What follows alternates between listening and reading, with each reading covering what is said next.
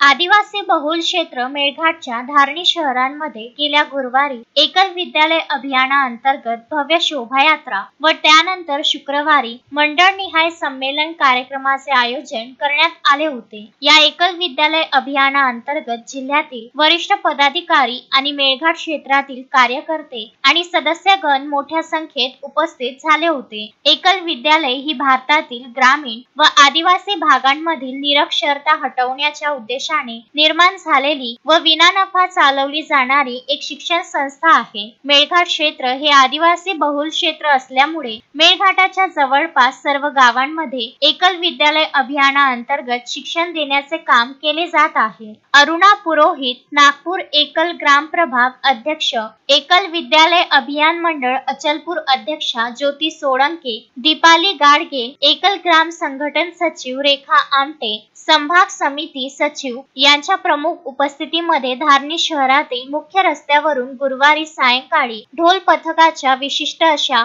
कौशल्याच्या देखाव्यातून शोभायात्रा काढण्यात आली।